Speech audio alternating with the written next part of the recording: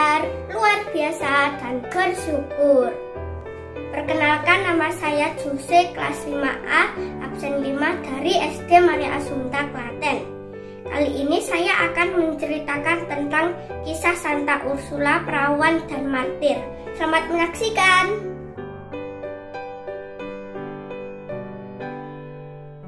Kisah Santa Ursula, perawan dan martir.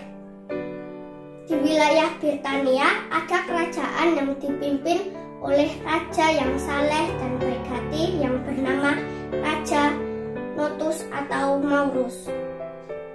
Istrinya pun juga sama salehnya dan penuh kasih Kristus. Mereka mempunyai kepedihan sendiri. Mereka belum dikaruniai seorang anak. Kemudian mereka berdoa untuk memohon dikaruniai seorang anak. Dan mereka berjanji jika doa itu dikabulkan, mereka akan merawat anak itu dengan penuh kasih Allah. Allah berkenan mengabulkan doa Raja Notus dan istrinya. Maka lahirlah putri yang cantik dan cerdas yang bernama Ursula. Nama itu diambil saat Raja Notus jalan-jalan di taman dan melihat ke atas ada gugusan bintang yang bernama Ursa Minor. Muncullah inspirasi kepada Raja Notus untuk memberi nama putrinya Ursula.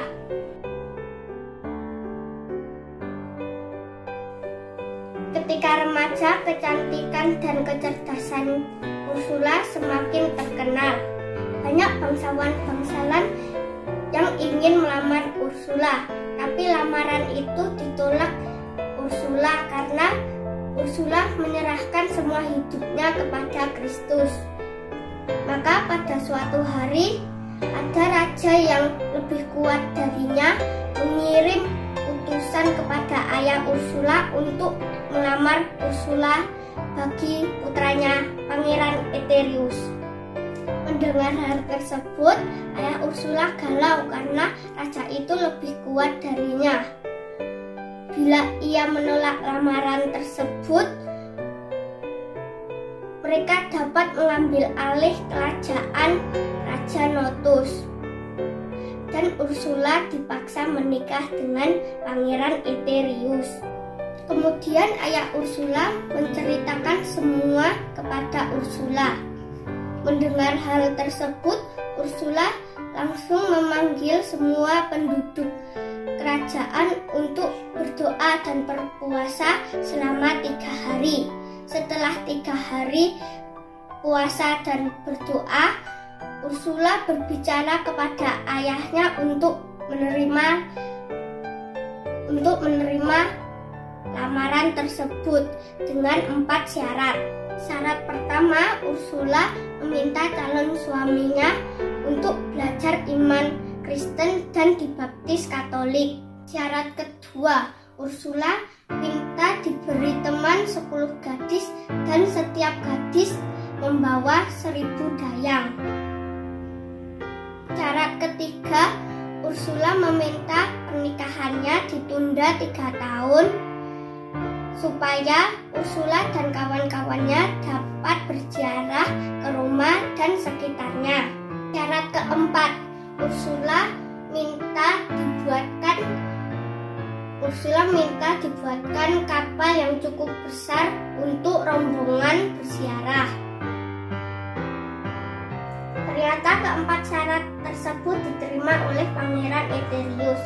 Kemudian Ursula dan 11.000 kawan-kawannya tetap berziarah dengan 11 kapal yang disiapkan. Ursula dan kawan-kawannya baru pertama kali ke Kol. Pada suatu malam, Ursula bermimpi malaikat datang memberitahu bahwa semua gadis harus dibaptis. Dan sepulang berziarah, mereka menjadi martir. Ursula dan kawan-kawannya melanjutkan perjalanan ke Roma melalui jalur darat. Di Roma, Ursula bertemu dengan Paus. Ursula memohon agar semua gadis dibaptis. Sepulang ziarah, Ursula dan kawan-kawannya kembali ke Kon. Namun, bangsa Han telah menguasai kota dan rakyat menderita. Ursula dan kawan-kawannya mengalami gangguan karena mahkota kesuciannya mau direbut bangsa Han. Namun Ursula dan kawan-kawannya mencintai Tuhan di atas segalanya. Cinta kepada Tuhan lebih kuat dari ketakutan. Bukannya takut, Ursula dan kawan-kawannya pilih mati terpanah oleh bangsa Han.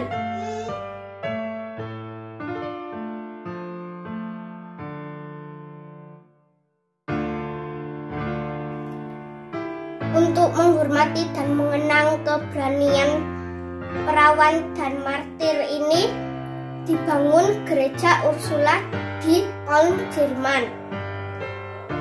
Selanjutnya, dalam kalender liturgi, gereja memperingati Hari Santa Ursula setiap tanggal 21 Oktober. Sikap Santa Ursula yang bisa kita teladani adalah 1.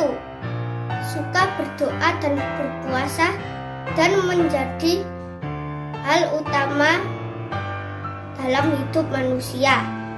2. Mencintai Tuhan di atas segalanya.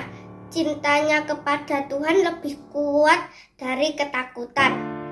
Kita diajak siap menjadi martir.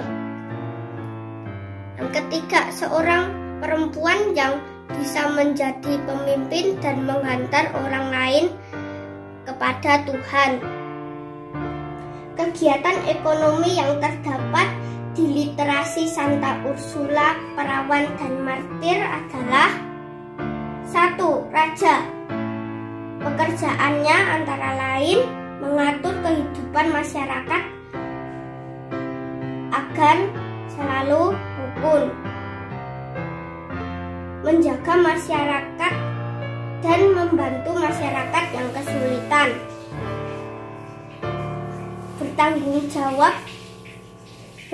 jawab dan membuat rakyat menjadi maju, dan lain-lainnya. Yang kedua, Paus.